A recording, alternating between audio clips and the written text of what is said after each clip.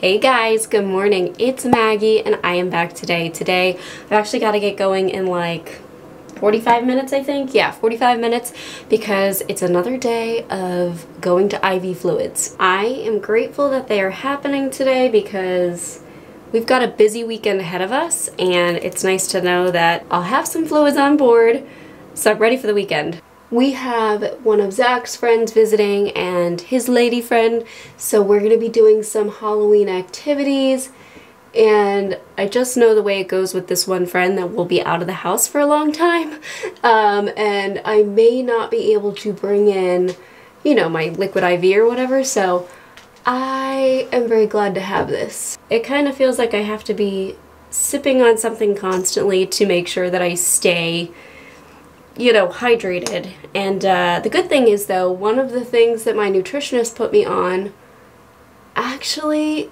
seems to be helping, and I was very reluctant to take it, very worried about it. It's something for the bacterial overgrowth that she believes I may be dealing with, and so far so good. My ostomy output has been, I would say, normal 90% of the time right now, so that's amazing. It's called 𝐜𝐨𝐥𝐿. It's not something that you should take just on your own. I certainly wouldn't. And it actually helps add some acid to my stomach when I am eating. So I'm supposed to take it with meals. And what I've noticed is that after I eat, I don't have that sudden rush of ostomy output, like, you know, an hour or so after I eat. I notice that it seems like I'm digesting my food a little bit more. So that is incredible. I'm like totally thrilled about it. I had always been told that I had, you know, GERD and acid reflux because I did have acid reflux symptoms. So we put me on a number of different acid inhibitors, and most recently the one that my GI had me on was pantoprazole.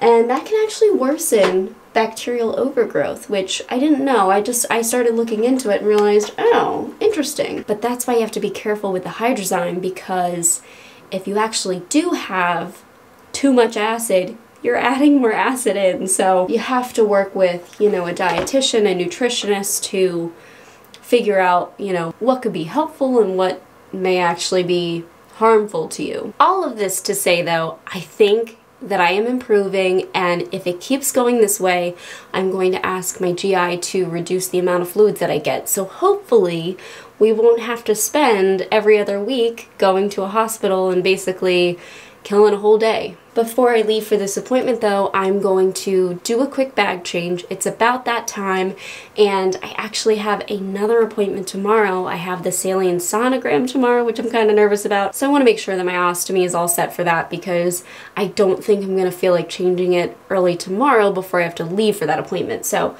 it'll be good if I just get it done now. It'll last through the weekend and I will be all set.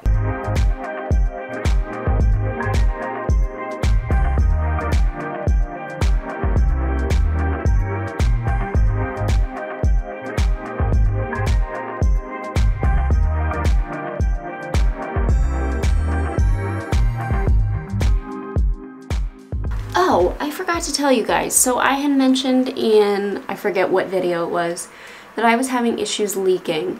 And I wanted to clarify because I think some people thought that the flange was leaking. That's not the case. So I'm going to show you exactly where I'm getting leaks.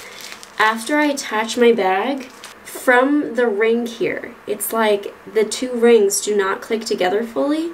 And so I will find my output all on the bottom part of the flange here and on the bag. It like leaks out, and I think it happens when my output is thinner. So I put one of the gelling things in there, and I don't know, that is very frustrating to me. So I actually have to reorder my ostomy supplies. Like, I should do it today, but I probably won't because I'll be at fluids. I'm just going to make the switch to Convatec and use the moldable flange. I really like it anyway, and it's very comfortable to me. So I like the Hollister because the flange itself is actually a bit smaller than the smallest Convatec one, which is nice on my smaller frame. You know, I feel like it doesn't take up all my belly. Alright, anyways, I'm going to make something to eat really quick, and then I have to get on the road so we can get our fluids. Got my turkey sandwich as I usually do nowadays, and got the 𝐜𝐨𝐥𝐿. I'll show it to you in case you're curious. That is what I am using, and I have gone through nearly this whole bottle, so that tells me that if I'm using it, if I'm continuing to use it like this, it must be doing something. So I actually ordered another bottle, and instead of getting the 90, I got the 250 pack. So right now I'm taking 2 of these right before I eat, and it seems to help. I don't know. The only thing is they're chalky and they're round, which seem to get stuck in my throat. But I don't notice any like burning or acid reflux symptoms, which is what I expected. That's what I was afraid of. You know, I'm like taking a tablet of, what's in this? Vitamin B6 as pyridoxine hydrochloride. Basically what looks to be a lot of like digestion stuff. I don't know. Seems to help me, so I guess a good test is actually today. This is the first meal that I've eaten. It's going to go through me pretty quick, and I will notice it because I'm going out of the house. I won't be near a bathroom the whole time. So we'll see kind of how my ostomy reacts to this, but I have really noticed an improvement. So I am thrilled about that. Let me go eat this off camera and then we will get ready to go. Alright guys, just got to the hospital, but I got here right on time, so I need to go run inside. Let's finally get our fluids. Hours later, it feels like.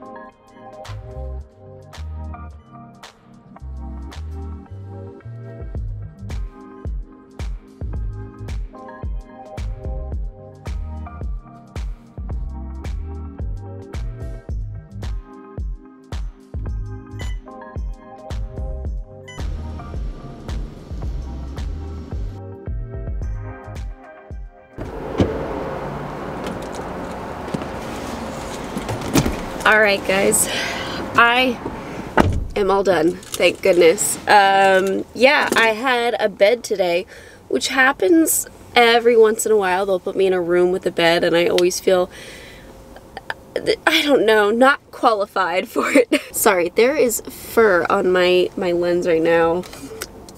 Basically my whole life is covered in fur. Yeah, sometimes they put me in a bed and I don't want to, like, if that's all they have, I don't care. I feel like you have more sick patients that are getting harder medications that maybe they would want to lie down for, but if you have me in here and that's where you want me, that's fine. So as you saw, I was in a bed about to fall asleep, but I actually read quite a bit of my book. I am nearing, we're getting there. I have an Amazon gift card as my bookmark, but I've been reading this guy. If you are a nurse or in nursing school or really the medical field and you like historical fiction, this is a good one. This is a good one. It's taken me months to get through it, and so I'm trying to get it done while I go to fluids. You also might be able to tell that I'm stuffy again. I get stuffy every time I go to fluids. I think the fluid goes to my head too, so I just wind up super stuffy. I gotta roll the windows down. I am like overheating here. Okay. That round of fluids was good. The nurse got the IV in amazingly. Barely hurt. I've had to actually start using my right hand. I think that I have used up my left arm for now. It's like they can't find a good vein. So I've been offering my right hand. The nurse that took the IV out though, left the IV in, like untaped it, left the catheter in the vein, and then put the bandage over it and just like pulled it out. I don't know, it was super painful. I never took an IV out like that. I took it out, you know, gently, but to each their own. This guy's probably thinking, why is this girl filming herself? Or he does not notice. He probably doesn't notice. I just think anytime I pull the camera out, people are going to look at me. But yeah, glad that the fluids are done. It'll be good to have a little bit more on board. But I don't know, I have to show you this, guys. I'm thrilled. So I talked about, you know, the 𝐜𝐨𝐥𝐸, I think, helping. Let me show you my ostomy bag after eating, an hour drive, 2 hours of fluids. This is how full my bag got. And yes, it does look a little bit thicker. That's because I had the gelling thing in there. But that was my ostomy. It did not fill up like crazy like it typically would. At that amount of time after eating, it should be completely full. I did not empty it while I was there. I emptied it obviously right after that before I left. I have an hour drive home, and who knows, it could get crazy on the ride home, but it doesn't feel like it. Like, I can usually tell if things are gonna speed up. I feel gurgling in my belly, but I don't feel that. So thrilled about it, thrilled. I'll keep you updated on that. Again, I am not diagnosed with SIBO or the bacterial overgrowth. It's just potentially that's what's going on. My GI did not want to test me for it because he said, you know, sometimes you could have it and these tests come back negative. There's so many different bacterias and so many different ways that they could test for it that we may have to do a lot of tests just to see if you're positive. And he was like, I don't know if I treat you anyway. I don't know if I want to put you on antibiotics for it. And I was like, yeah, don't really want to be on any more antibiotics. I know that there are GI specific antibiotics, but that still doesn't sound great to me. It doesn't sound good for my gut biome. So I'm happy to be working with a dietitian who's trying to like treat it more holistically, which I like. I like that. I like taking a more holistic approach to health. So yeah, all right, well, it was a good day. Got the fluids in. I'm gonna head on home. I don't know if I'll nap or I'll clean, but I kind of want to do both, and I wish I could do both at the same time. Nobody's invented a way of that happening though, so thank you so much for watching this video. I'll be vlogging again tomorrow because tomorrow's my saline sonogram thing, and never experienced that before, so I'll have to share it with you, and it'll be very therapeutic for me to like talk myself through it. But anyways, guys, thanks for watching, and I will see you very soon. Bye, guys.